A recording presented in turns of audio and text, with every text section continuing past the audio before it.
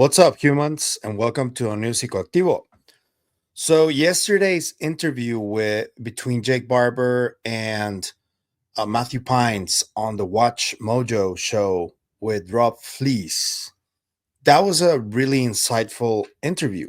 And I wanted to touch on something else that was talked about there that I think people need to see and try to understand what's happening. Because do you guys remember when Jake Barber said that there was an instance when the helicopter was trying to approach one of these things and it couldn't move? It was like frozen, but still running. Well, Jake Barber gives more insight into what actually happened.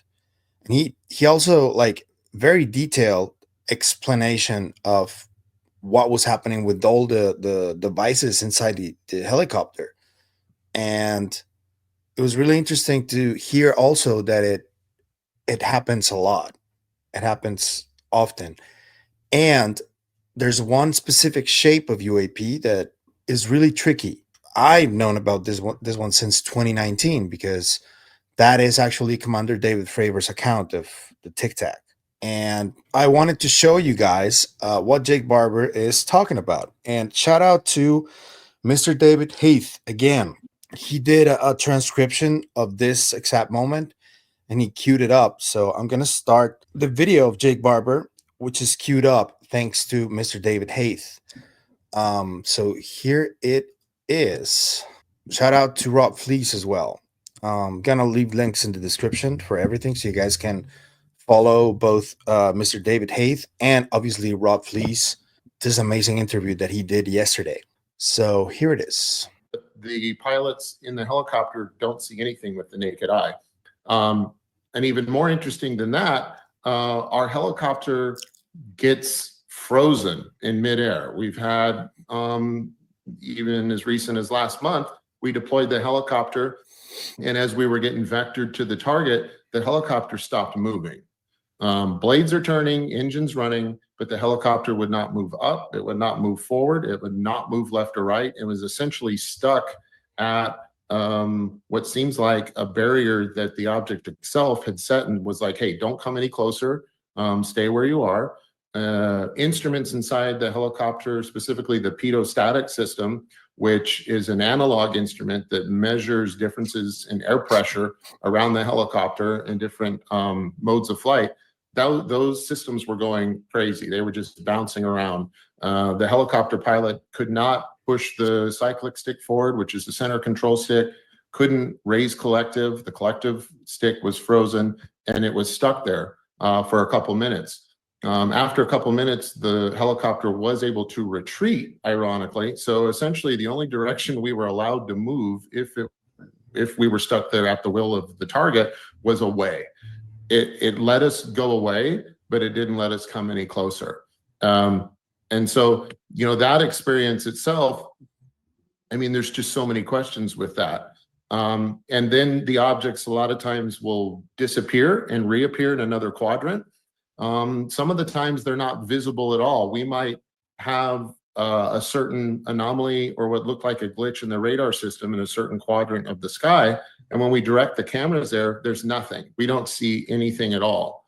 And then when we go back and we scrub through the video footage, frame by frame, we'll go, oh my gosh, there's something there. There's something there. The Tic-Tac, for example, is famous for this, is we don't see it at all, but we have either through our neural meditators, like our psionics will say, hey, I feel this is going to happen. It's going to happen here. And we just trust them and we point our equipment in that direction. Nobody sees anything. And at first it looks like, you know, it was a fail. And then we go back and we scrub through things and we'll see things show up in frame. The Tic-Tac does this to us regularly. And I think we showed some of this in episode 2, but you'll see the Tic-Tac appear in sometimes pairs or 3 or 4, or maybe it's the same one, I don't know. And it's making quantum leaps in the air, but it'll jump around in the frame.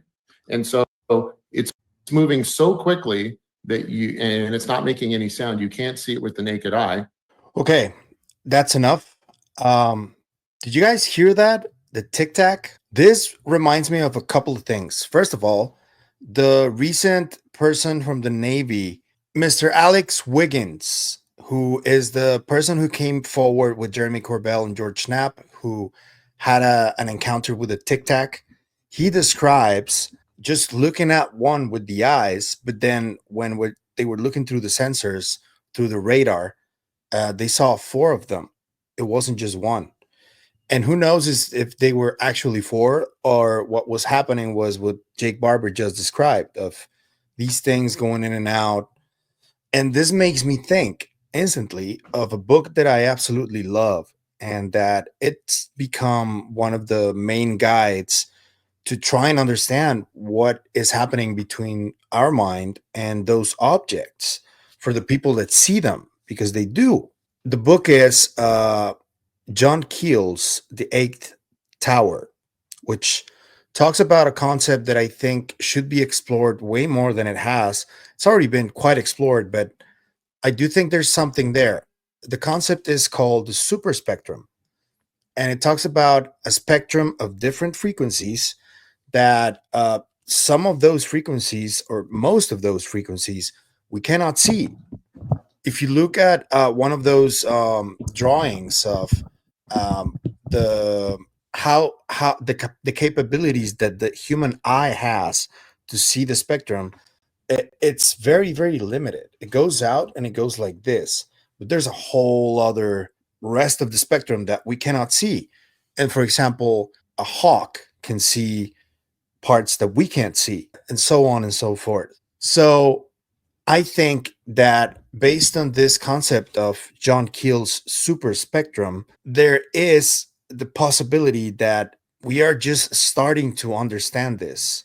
And I don't know if it's connected to the human mind, or I don't know if this dog whistle, for example, emits a certain frequency that to which these things are attracted, but they still have control.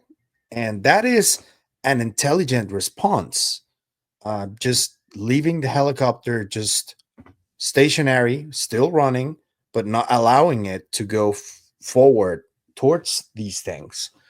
And the only moment when they could move was the only way they could move was back, which that should tell you something as well. What I still don't know is if all of these classes that Jake Barber is explaining are fully anomalous, or if some of them could be some kind of military reverse engineered stuff. We still don't know that. There's people who say it isn't, there's people who say it is. I remain open to both possibilities, but I did like that Jake went a little more into detail in how these things behave. And that was really interesting to me, that they do have that level of control and that intelligent response to the Skywatcher's actions. So I want to hear your thoughts. What do you think about that? What do you think about Jake Barber being a little bit more open to explaining what's going on? I think he was very detailed. That really impressed me. I know that a lot of you think that this is an op. I mean, you're entitled to your opinion. If it is, I'll agree that it is. But right now, we still need to keep exploring this, because it is about one of the few things that are being done out in the open. And I am really surprised at how much they're willing to share, because Matthew Pines was also very detailed in his explanations of what they're trying to do, but he's like way more pragmatic than Jake Barber. And there were times when I felt like Pines is like there to relay the message a little bit more scientifically, I think. And Jake is more like, because he spoke about this agreement or this oath that all of the Skywatcher people sign, and they try to live by it. It's like a 500-page document.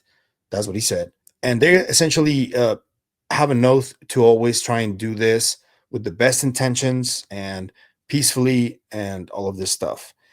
And I know that a lot of people, this rubs a lot of people the wrong way, because especially the ones that are like really, really atheists, and the ones that don't agree with this idea of religion and God and all this stuff, because they confuse how Jake Barber is behaving to that. But I spoke to Dr. Branco a while ago, and we were talking about this, that it is not necessarily religious belief or religious behavior. It's more like a spirituality has been stigmatized because of religion, but spirituality has always existed. And there's a bunch of different schools of thought that practice different types of spirituality. The yogis, the Hindu religion, the Shintoism, and Taoism. And it's all about the same stuff about spirituality, which is essentially the study of consciousness, if you want to take it to a more kind of scientific definition. But it's essentially the same thing. And I don't think that those who judge or overly criticize someone who is trying to be spiritual, I think that is your bias overpowering your common sense to identify that we are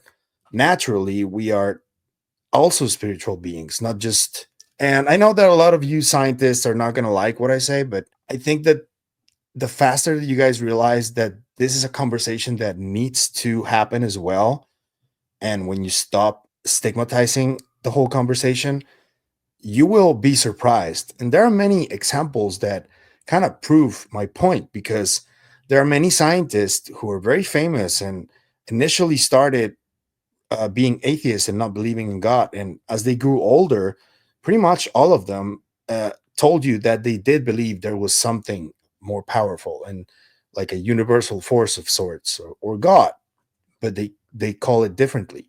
That is a matter of debate for a lot of people. I still don't know if a God exists myself, but I remain open because you have to. I mean, I'm Mexican. I grew up with a lot of this stuff. Uh, pretty much every single person in my family is Catholic, so to us is really normal. There are churches as there are Walmarts in Mexico, so I understand it differently. I know I have a different sensibility, but I did consider myself for a long time an atheist. And when I had my NDE, changed my position because I had an experience that I cannot explain, and I just remain open for it to be something like that, if that makes any sense. But yeah, it's we need to find a balance between this spirituality conversation and the scientific conversation, and understand that they eventually will have to merge.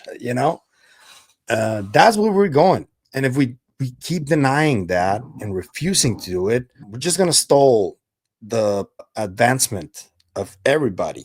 So I hope we get a grip soon. But yeah, that's it for my rant about that, because I think that Jake Barber has been talking in a semi spiritual fashion and philosophical fashion a lot. And there are a lot of things that do resonate with me. I just still have some reservations about these programs, and I hope that we start getting more answers on that soon. Because even though I've seen people like Jake or even Ross Coldheart kind of insinuate that there should be like some sort of pardon or something like that, I do think that the people that committed actual crimes that are punishable by the law, I do think they need to pay for what they did. It's just common sense. And even if some of these entities are those aerospace corporations or other entities, so we need to keep investigating that. But let me know what you think. What do you think about Jake's demeanor when he talks about this? What do you think about the details that he offered when he spoke about this helicopter and the Tic-Tac? What do you think about the correlation with Mr. Alex Wiggins? That was an interesting correlation that I saw. Let me know in the comments. If you like the content you see, I'm going to ask you to like, share, comment, subscribe, hit the bell icon so you can get notified when a new video drops. If you want to support the channel in any other way, there's a few links in the description. You can become a member, or you can follow us on KGRA. For all members, I'm going to start doing a little bit of different things. My friend Clint Weldon from the Night Shift gave me some really good advice. So I'm going to start doing some things for you guys. When I release videos, I'm gonna start doing premieres, but the chat is gonna be members only, so we can have our own conversation during the videos. But I will let you know, because I don't have a schedule to release videos. I've never worked like that, because if a news piece comes out, that's when I think about it. And when a video idea comes out, that's when I do it. So what I'm gonna do is I'm gonna make an announcement about half an hour before every video that I'm gonna release the video. I'm gonna do a premiere, and the comments, live comments, are gonna be for members only. I just want for the members to start like talking amongst each other and hanging out, because the community is already kind of big, significant. I just want to start doing this, just talking with you guys during the video a little bit more and see what you think. I guess I haven't done it that much because I don't particularly enjoy watching myself so much in camera.